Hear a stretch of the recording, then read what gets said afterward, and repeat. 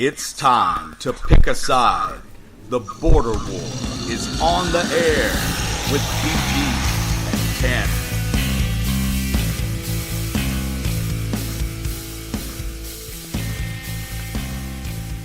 Hello, everybody, and welcome into episode 76 of the Border War. I'm the TanMan. I am joined by my partner, BG. We're here to talk about some football. College. Does that sound right? College and pro football, yeah. What about Pee Wee football? Are we going to talk about Pee Wee football? There are other places where you can go get that itch scratched if that's what you're looking for. Well, at least there are locally. Not this morning, though. We weren't talking sports at all because we were in a bad mood. It just wasn't feeling it this morning. Not feeling it, and I wasn't feeling it. As soon as I heard that, I turned the channel. We're not going to talk sports. I'm not listening. Speaking of talking sports, let's do that. All right, BG. Week 8 in the NFL season is in the books. You guys got to win. I don't think it's. I mean, that kind of is what it is. The Panthers got it was a big win though. Against Baltimore. That was a big win. But as far as the NFL week in a whole, get your opinion on this. I don't feel like there was anything earth-shattering this week. To me, it was. No, I think teams are starting to become what we thought they were. To me, this was. To quote the late great Dennis Green. It doesn't feel like there's as many surprises. You go back to think about what we thought we knew after week 1, after week 2. In a lot of cases, we were right. A lot of cases, we were wrong. I'll tell you, there's one team I'm still confused about, though. Maybe we'll get into this here in a minute. That's the Philadelphia Eagles. Now, I think the Eagles still have a lot of improvement left in them. So you think there's another gear for Philadelphia? Because a lot of the national guys they've kind of taken the stance that the Eagles are who they are. They're not great. They're not last year's Eagles at all. And that on First Take this morning, the general consensus was that it would be either Dallas or Washington winning the NFC. Well, and I mean, I think that's a valid way to look at it. But you look at the Eagles right now; they're sitting at 4-4 in that division. We've talked about it. 4 wins, 5 wins left in the season probably gets them there. They haven't played the Redskins at all. Right. And so I'm assuming they have at least one more game against the Giants. Surely they haven't played them twice yet. No, I know they haven't. So that's another win. I have a hard time thinking that the Redskins sweep the Eagles. That just doesn't feel like a safe bet to me. I also think there's a very good chance that you guys beat us when we play in Dallas on Thanksgiving. So there are opportunities there for the Eagles, and again, they're not out of it. They're hopefully with the Amari Cooper trade, that will at least open up the Dallas offense a little bit. Well, and you've got a bye week to work on it, so we'll see how that goes. I mean, I just think like last week, you sort of posed the question to me: are the Redskins already in control of this division? And sometimes I think you're just trying to make me sound dumb by getting me to commit to things that I shouldn't commit surely to. Not. No, surely not. But I don't think anybody's in control of this division yet. We know who's not in control of it, and that's the New York Giants. That's over. But I maintain that if I were going to throw down some money on the table on somebody to win the NFC East right now, it would be you guys. Just that to me, you guys look like that game with Indianapolis aside. You guys look and New Orleans. Well, you guys. That was a whole different thing. That was a whole different thing. I think that you guys,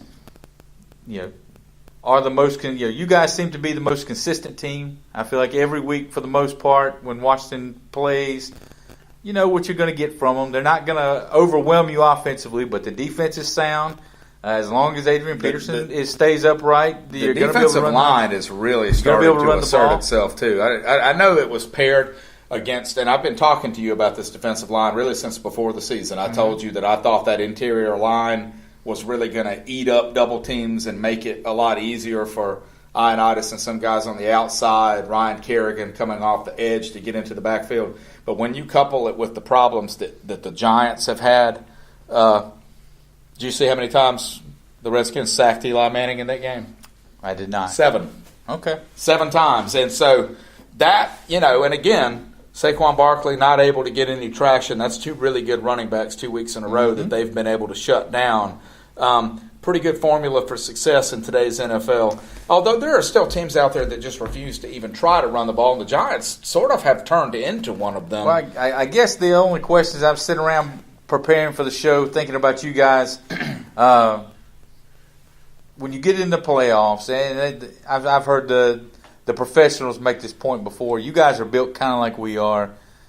Defensively, run the football, right? And they made a good point. Like, can you build championship contenders like that anymore? I don't know. When you get into the playoffs, at some point you're going to have to put up numbers. Alex Smith, his playoff history is not great at all. So I guess once you get in, what are you able to do? But look, you just want to get in and give yourself a shot. Anything can happen. Well, man. You go back to the big picture of how this all happened, and we need to remember that. The big plan for the Redskins was for RG3 to be the quarterback, right? That was the plan. Yeah. That's what you gave up first-round draft picks. Kirk Cousins was drafted as a backup plan, right? I mean, he was a high-value target in later draft rounds. We picked him up sort of as an insurance policy. He ends up being your starter, not because you wanted him to be, and he surprised some people. He looked a lot better as a starter. But I don't think he was worth the money he wanted. And so when you decide to get rid of him, you look at a guy like Alex Smith as really a bridge quarterback. And I don't think it's going to be surprising. I'm assuming the Redskins are going to draft a quarterback in this upcoming draft. Now, I don't know that it'll be in the first round, but I think you're going to start seeing them planting some seeds. Maybe they start looking to free agency again. But for the situation you're in, Alex Smith's a very good quarterback because the one thing he doesn't do is beat you. Yeah. He doesn't beat his own team. He doesn't turn the ball over. But no, this is not a team built to win in the playoffs. A buddy of mine texted me yesterday and said, you guys look like you're bound for the playoffs. Looks like you're going to win the NFC East. And I said, yeah, I can't wait to lose to the Packers in round one. I mean, because you're right, man. We've seen that team is not going to beat anybody when it comes to an actual potent, high-scoring offense. There's nothing Washington. And speaking of the Packers, they had a great game yesterday against the Rams. That looks like a dangerous team getting ready to come. I just have a feeling that Aaron Rodgers is going to turn the corner, and that team is sitting at 3-3 right now.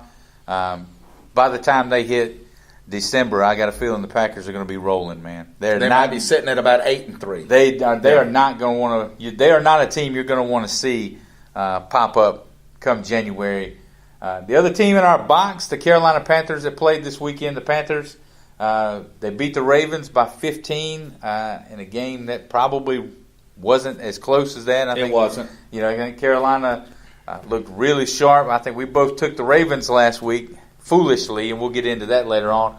But the Carolina Panthers now, they've won 4 out of the last 5, largely on the arm, I guess you'd say, the arm and legs of a rejuvenated Cam Newton. Yeah, and I mean, we talked about, neither one of us had a lot of faith in the Panthers, and a lot of it was more history than it was anything else for me. And I've never been sold on Cam as a quarterback, but there's no question that I'm sold on him as an athlete. But I'm going to go back to what we've talked about really since our preview show before week 1 back in the summer, and that's Norv Turner. And I think Norv Turner has done for Cam Newton what he's done for really every quarterback he's ever coached, and that's really upped their production noticeably. Yeah, what Norv is good at doing is getting a guy to admit who he is, right? Mm-hmm. I mean, Troy Aikman goes. You can talk to Troy Aikman, and he'll tell you that Norv Turner saved his career. That he doesn't think they would have won a single Super Bowl trophy without him. When Turner was head coach in Washington, I mean, those were playoff teams, and that was a really high-scoring offenses when Stephen Davis was a quarterback. I think Jay Schrader might have still been hanging around a little toward the end of that at quarterback, but I mean, Turner knows what he's doing when it comes to the offensive side of the football. And, I mean, I give him a lot of credit. And that's what the Panthers needed. They needed an offensive brain trust to come in and handle that stuff so that the defense really could be the defense and the focus of the team becomes Cam again. Cam Newton, he's got a career completion percentage of a shade under 60%, and Norv Turner has got him up around 66 or 67. Yeah. some of that is just kind of the way the NFL is going now, I think, where you see a lot of 70%, I think, has become what you can expect from good quarterbacks now, whereas it used to be 60%. Right. So I think the league as a whole has gone to kind of that short. I don't want to say dink and dunk, but there's a lot more short passes. They call them long handoffs, however you want to say it. Right. But there's no doubt that Cam Newton is getting back to being a much more efficient quarterback, at least than he's been the last couple of years. And I think he had that MVP season a few years ago. But even that was heavily run over. Right, as I say, even where then his passing numbers weren't going to blow you off the charts. And then, of course, that set the expectation in the last few years. He, as well as the team, I think, is falling a little short. But they're back on it. I think maybe just a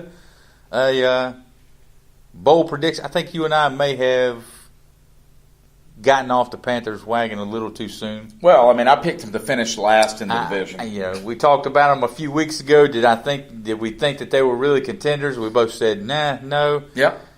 You're right. I don't know, man. That was an impressive win yesterday against the number one defense in the NFL. That was a nice win. That all being said, I thought the Ravens looked bad. And maybe the Panthers are good enough to make a good team look bad, but the defense didn't look – I don't know. Sometimes you just can't handle a guy like Newton. If you don't have anybody for him – but like you said, man, a lot of that was his arm. Yeah. He was throwing the ball yesterday, and the parts of it I saw sort of watching on the red zone to a lot of really wide open guys too. It looked like they sort of got – the Ravens defense looked a little out-schemed at the end of all that. And McCaffrey continues to just – I don't know what you can say, man. He touches the ball, he might score. As small as he is, nobody gets a clean shot on him, ever. He just scoots down the field and walks into the end zone twice. Nobody even touched him, I think, on his 2 touchdown plays. So that continues to be a very, very, very smart draft pick for the Panthers front office right there. Yeah, another really impressive performance this weekend before we move on to the college ranks. Did you see Deshaun Watson on Thursday night? Oh, my. The Houston and he's been Texans, waiting on that game. Yeah, the Houston Texans, I think, were a team, what they start off? 0-3. Yes. They've now reeled off, 5 wins in a row. Deshaun Watson Thursday night, 5 touchdowns against a Dolphins team that's hanging around the periphery of the playoff picture right now, halfway through the season. Between Jacksonville apparently just driving off a cliff, Marcus Mariota and the Titans, Mariota not being able to stay healthy. And they're the definition of mediocre. They're the baseline for that. And the Indianapolis Colts, still trying to get their feet underneath them, I believe. To me, that was a statement win, in my opinion. And the that Houston looked Texans like the are saying, team that I told you I thought we were going to see this year. The Texans made the statement, we're the team that's going to win the AFC South. And again, and not only did Deshaun go off, for about the past 3 weeks, their defense has looked dominant again, too. Somebody from that defensive line or the linebackers in the backfield, it seems like on every play. I think they've had a couple of fumbles picked up and returned for touchdowns in the past 2 games. This team is starting to look like the team I thought they were going to be coming into this season. And I think some of that is really just luck. As far as those losses, sometimes you draw 3 tough teams to start the schedule. Yeah. Sometimes you just lose a game you shouldn't lose because everybody in the NFL can beat you if you're not at your best that week. But you got to give Bill O'Brien and that coaching staff some credit because what we were just talking about with the Eagles. If you think they're not going to be the team they were from last year, or let's take the Falcons, right? Mm-hmm. This is the same team. Both of these teams are the same team. And the thing that has been impressive about what Bill Belichick every year in the NFL. Yeah, it's not the players. It's their mindset. It has to be, right? It has to be.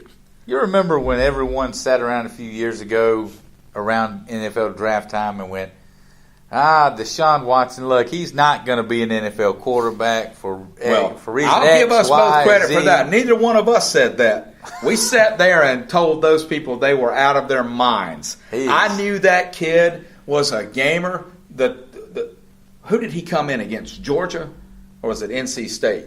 The first when he played that half of a game. I think it was Georgia. I think it was because they played Georgia the first game of the year, didn't they? It was first or second game, early-ish, and and I just remember thinking, the way that ball came off of his hands, and the way it looked like he was walking down the field at like 4-4. Like he wasn't even trying to run, and was just which is the way Newton looks, right? When Newton takes off running, it looks like he's barely moving, but you realize he's taking 7-yard steps. Deshaun Watson, to me, I haven't had a lot of doubts about that from the beginning. Well,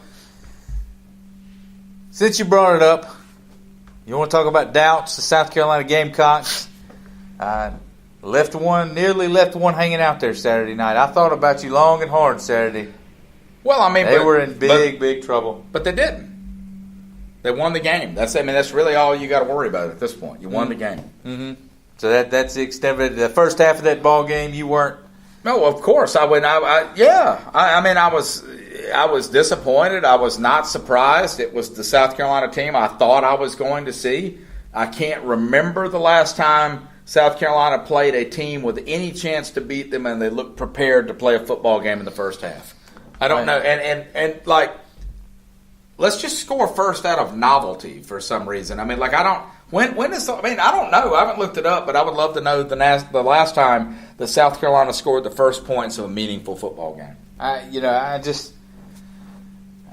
don't understand how it can continually be a thing, and how many more times that this football team is going to be able to dig themselves out of holes that they put themselves in. The A&M game, they did it. That was at home. Tennessee game. Well, you can go back to last year's bowl game. That was at home. If you don't figure out a way to, for lack of a better term, stop doing that. Right. You're going to get on the road. Stop it. Just stop it, man. Just stop it, as Bob Newhart would say. You're going to get on the road, and it may be Saturday. Of course it may be Saturday. This is a game that I had circled from the very beginning that was going to be could be a turning point in the season. Well, I'll tell you if you do that again Saturday on a 11 a.m. local time kickoff, I would be very concerned. Let's just throw this out here though. I mean, it's all but been announced that South Carolina is going to play that extra football game. Yeah. We will talk about that in a minute. So they're going to win that game. They're going to beat ETSU. Okay, and so you're already what you're talking about Saturday is whether or not they're going to go 6-6 or 7-5. Mm-hmm. That's it. It's not really. I don't know that that's going to change their bowl, but because the only other game that they have any remote chance of winning left on the schedule is at Florida, and I don't think you can think that's a good chance. I don't think that's a good chance. So you see what I'm saying? So look, this is it. This is the only game you look at, and you're like, okay, this is, I think a lot of people were expecting to see South Carolina favored against Ole Miss. I was a little confused as to why that would be, but then again, I was confused why they were favored versus Tennessee. I don't know that this is a high-stakes game coming up here. I mean, if you want to say that it's a winning season. Not quite as much as... Not now that you've beaten Tennessee. Not now that you've beaten Tennessee, and like you said, they've pretty much basically said that 12th game is going to be played as they work out the details of who that'll be. But there is it as a fan, there's a difference between being 6-6 and 7-5 going into a bowl game. Because if you lose, now you're 6-7. Now you've had a losing season. No, you're no question. So being 7-5 and being 6-6 to me is a big difference. Now it's not gonna. If you lose, it's not gonna keep you out of a bowl game now. Like I said, they're gonna play that game. You're gonna get your 6th win. But just from an optics standpoint, you don't want to be 6-6 and have that possibility that you wind up 6-7. I read an article on Twitter this weekend, and I retweeted it, and I don't remember who it was from, but it was basically a national media pundit talking about the number of coaches, and he listed everybody that you could think of. I mean, from Dabo to Les Miles, his first 3 years in LSU, wherever, that the third year is often the worst of the entire resume. And I thought a lot about that, and I thought it's probably because, right, the senior leadership that the older guys are gone by then, and the guys you've brought in aren't seniors yet. The ones you have leading your team are still being brought, are still being And then, leftovers, holdovers. Yeah, holdovers that probably weren't your best talent. So what you've got in South Carolina right now, your senior leadership are guys that Spurrier's skeleton of a recruiting effort brought in. I mean, if you look at South Carolina's recruiting class right now, it's still easily in the top 20 in the country. In some cases, it's in the top 15 with some pretty juicy prospects still out there. That being said, the thing that bothers me as a South Carolina fan is that the players that do matter, that were brought in year one of Muschamp's tenure, don't always play as well as they did that year. And I'm not just talking about Jake Bentley. I didn't think Jake Bentley played a bad game at all versus Tennessee. But no. Let's take a guy like Rico Dowdle, okay? Everybody says, well, this is what we've been talking about, blah, blah, blah, blah. But where has that been, though? I mean, Rico he hasn't had the number of carries he had Saturday night, but he's had enough to make a statement. I mean, in some cases, he just hasn't shown up. But I'll tell you one thing. I think Brian McClendon heard you loud and clear because they ran the football. Oh, that's what we're saying. They slowed that defense down and put two tight ends on the field. What did Jake have? I think he threw 16 passes. I was going to say, I know it was in the teens. 16 passes. Rico Dowdle probably had as many and then some yards as he's had in the last month. We had 4 running backs carry the football.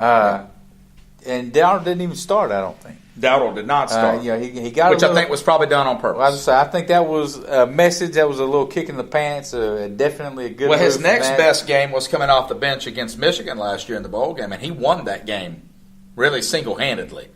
When he came in the second half against Michigan, he took over the game. There you go.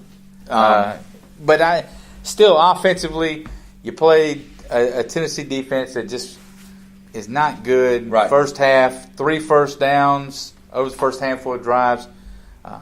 Again, it's beating a dead horse. But if you want to beat good football teams, you want to be in the ball game with good football teams with a chance at the end. You can't keep digging holes like this. I mean, this is becoming a big problem, in my opinion, down there. Yeah. No, I mean, I agree with you. And I think, like I said, it feels like this game coming up, and we'll talk about it here in a minute, but it's the only game left on the schedule that I think you've got that it really feels like a coin toss. I mean, it could go either of these teams could win this game. Oxford, Mississippi, not the most challenging place to go on a road game. I've heard it said that their fans are too friendly to be hard to deal with. I also have heard it's the best place in the country to go tailgate. That's what I've heard. But yeah, we've won some games down there. It feels like it's been a long time since we played Ole Miss. I'm trying to think if we played them since Jevon Sneed was quarterback and the Sandstorm thing got born back when Ole Miss was ranked. What were they get up to about 4th that year? And then lost about 5 more games. Wasn't that the year they had Greg Hardy on that team? Yeah. But anyway, so yeah, I would say it's a big game. But like I said, it's not nearly the pressure cooker it would have been if South Carolina had lost to Tennessee. Yeah, and before we, the college football rankings, they'll come out tomorrow, so we're going to hit that in a minute. But before we do, we talk South Carolina, so we've got to give Clemson their due. A mighty, mighty impressive win over against, even against a foe that, basically cannot hit them back right now in Florida State. I thought Florida State's defense looked pretty good early in the game. For a quarter and a half, it was there. They were in the ball game, and the wheels fell off. They definitely have the talent on defense. I think it's fair to say there's something else going on in Tallahassee other than a football problem right now. If you talk to people, we talked about this in the offseason, the real reason Jimbo wanted out was because he had gone to the president of the college and said, I want this, this, and this, and he was told no. And he said, well, I don't know how you think I'm going to compete with that orange and purple monstrosity up the road if you won't let me have what I want. So he left, and he went to the most valuable football program in the country. Well, they turned into the most valuable football program in the country, I think, partly because he went there. They are ranked number 1 by Forbes magazine right now. Taggart said after the ball game, they had some guys quit. Look, I want to ask you. He sounds a little like Mike Singletary, doesn't he? Oh, yes. He reminds me of Mike Singletary, and I'm not saying that because they're both African American coaches, but really just that Singletary was an ex-player who had no business being a head coach. The whole can't win with him. Taggart doesn't look like he has the mentality or temperament to be a head coach at a place like Florida State. And I'm not the only one saying that. But before we get into what we think the rankings are going to look like and discuss that a little bit, I think it is almost impossible right now. If you are one of the blue blood programs from yesteryear, if you let yourself fall off just a tad, you cannot. I think it's almost impossible to get back up into the big picture again. I mean, you look at Nebraska, who is worlds away from it. Florida State right now, which just a handful of years ago was the national champion. Mm-hmm. I think that had more to do with they found Jameis Winston. Otherwise, it's like Auburn. Otherwise, this may have been going on for the last decade, because if you remember back toward the end of the Bobby Bowden era, it got rough. They got rough. I think if you let yourself fall, Michigan, they're just now starting to get back into that picture. It's because of a quarterback. It's because of a quarterback. I think if you let yourself fall off, I think it is almost impossible to get back into it. Just my take. It really kind of makes you wonder how a program who had not had a huge amount of national success turned into such a powerhouse overnight. Oh, well, you know. I mean, I don't know. You lose to South Florida in a bowl game and then bring home the number 3 class in the country. I mean, what are you trying to say? We got a lot of clips and listeners, so I wasn't talking about Clemson. I can see it all over your face. Your face kind of turned red. Your ears start glowing. I was talking about San Jose State. Yeah, the powerful Spartan Empire out there in San Jose. Yeah. When's the last time you remember hearing about them losing? I mean, it's been a while. Well, when's the last time you hear about them doing anything? The 4 years that we've had the college football playoff, the 16 teams, only 2 of them have come out of the top 7, I think, in that first official ranking. So we can all sit here and go, "Oh, this first ranking doesn't matter." It kind of does, and so if that's any indication. I don't know about you. It feels later this season than it normally does. There doesn't seem to be a lot of meaningful football left, and we've talked about this, man. And I'm not going to pound on this horse. This is all getting pretty old. What's that? The whole thing. It feels so done. And, I mean, I know we've got 2 teams that are probably going to show up on it that traditionally haven't been in it, but one of them isn't going to stay there very long. I don't know. It just feels so inevitable. Well, I think 2 of them are a lock at this point, in my opinion, to be there at the end. Yep. I think this first ranking. The same 2 that I told you would be a lock at the beginning. Yeah, right? Do we have to keep teasing? I mean, or do like people don't know? I think everybody knows. At least from this first ranking perspective, I think the 3rd spot is a lock. There's no way Notre Dame is not going to be in that top 4. So that last spot is where. I disagree with you there. I think they will. Really? But I think they'll be the 4. No, I think LSU is going to be number 3. Okay, but Notre Dame's going to be in. Oh, no question. Yes. I see what you mean. Two are going to be a lock. I think Notre Dame is a lock to be in that top 4 right now. So really, that last spot, you're looking at LSU. Well, you can say LSU is in it right now, and they have a playoff game this weekend. But LSU is 4 in the AP poll, followed by Michigan, Georgia, and Oklahoma. I think 7, Michigan and Georgia are the first 2 out right now. Well, I say that's kind of where that line is. I disagree. I think that 4th team tonight is going to be Michigan. Really? I think the 4th team is going to be Michigan. I do. I think the 4th team is going to be Notre Dame, and LSU will be at 3. I think that 4th team is going to be Michigan, because when you look at their one loss was at the very beginning of the season against Notre Dame, who to this point is has run the table on everybody. I think Michigan's going to get in there just because. They want that. They want to generate that buzz. They want to generate that talk. And ESPN, they love to talk about Jim Harbaugh in Michigan and against the SEC.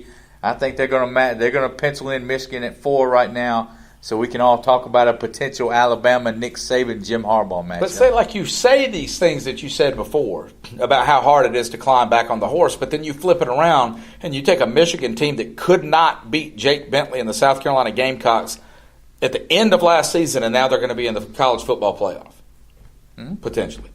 So you can flip it around. Well, but how long has it taken Michigan to get back into this spot? Well, I mean, 12 years.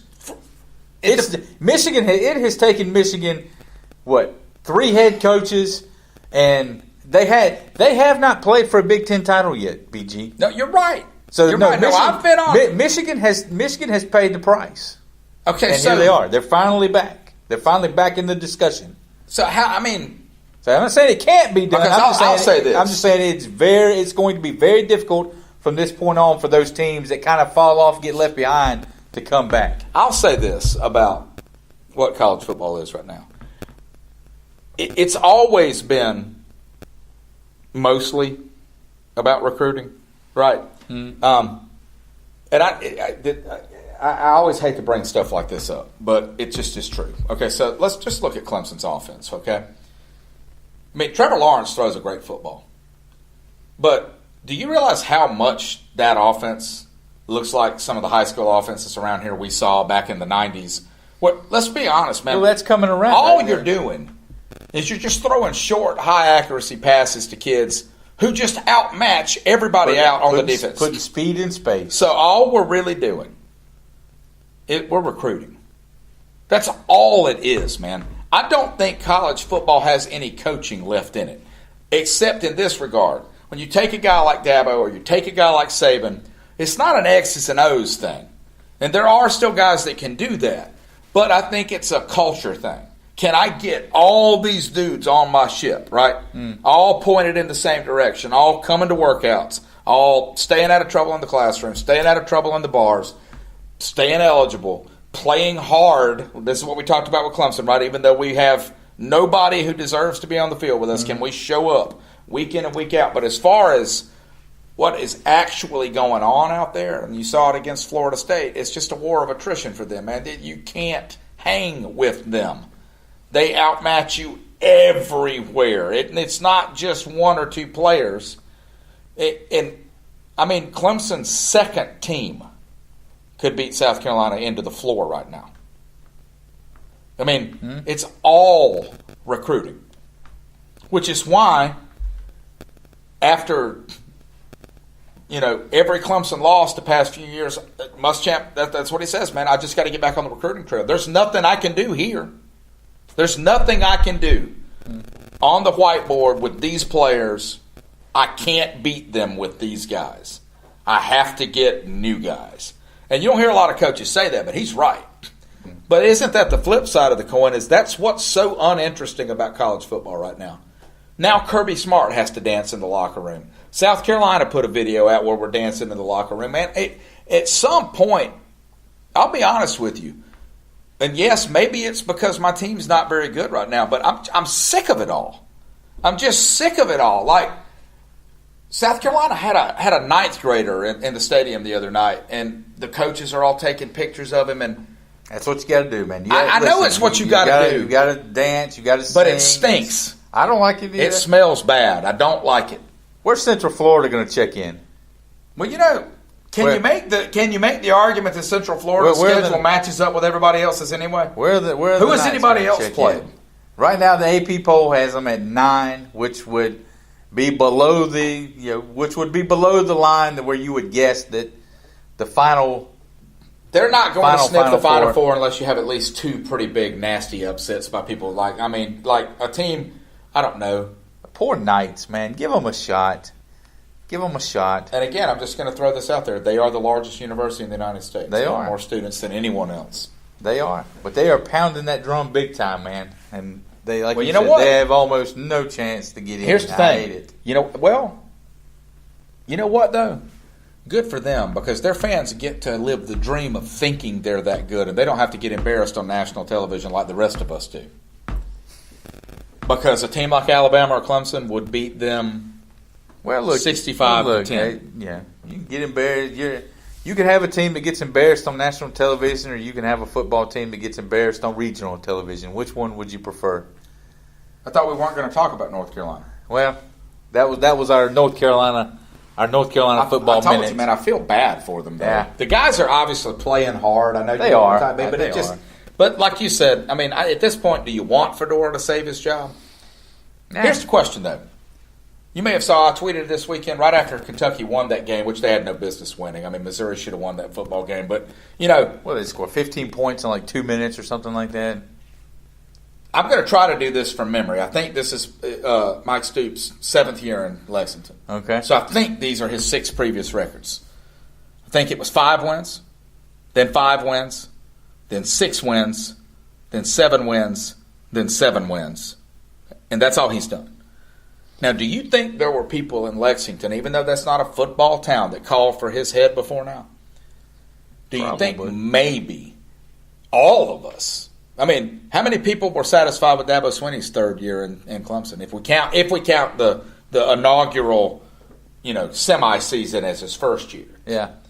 In his 3rd year, they finished 6-7 after losing to I think it was South Florida. South Florida in the Belt Bowl. Then they brought in the best recruiting class in the country, which is still strange to me. But anyway, and hasn't missed a beat. But no, and hasn't lost fewer than 10 games. I think I heard this morning on the radio. Clemson has that little Clemson minute. It's almost like they're still trying to plug the program, where they come through and they list all the accomplishments. And I think they said something that they're like 30-2 in their last 32 ACC games. Like, I mean, it's not even. They've won more games in a whatever time period than any team since 1901. They've won more games than Alabama has. I don't know exactly how that's possible. What's that time period? What time period are we talking? Because Alabama's been rolling for a good 10 years now. Yeah. Alabama had one normal season in 2007 under Saban where they went 6-6 because the Gamecocks did too. Right, but I think they won that first national title with Greg McElroy in 2008. They were the defending national title champion. So they've been a good 10 years now where they've been winning 12, 13, 14 ball games. So I want to know what that timeline is. It's probably counting a bye week that Alabama had that Clemson didn't have. If you angle it just right, like you get one more win. Yeah. In the last 12.1 weeks, Who knows? Speaking of the Tigers, BG, they're going to lead off our picks list this week. I tried to give you games last week, man. I literally just gave you games, and you still beat me by one game. I don't know what to tell you. The Louisville Cardinals. How did we do that? What were our records? You went 6-4, and I went 5-5. Okay, that's about my average. Just treading water. We're picking against the spread, though. Again, man, if you can beat Vegas 6 out of 10 times, okay. Well, like I said, I'm plus 10 on the year, so. Well, good for you. Yeah, so yeah. Good for freaking you. Why don't you just get on? Get on the plane. Let's go to Vegas. You just follow me and put money on what I tell you to put money on. We'll all leave. You tell me to enjoy the ride. I'm going to break my phone over your head. That's reserved for the wife at home. Louisville going to Clemson. This one, the Tigers giving up 38 points. 38 points. You know what, BG?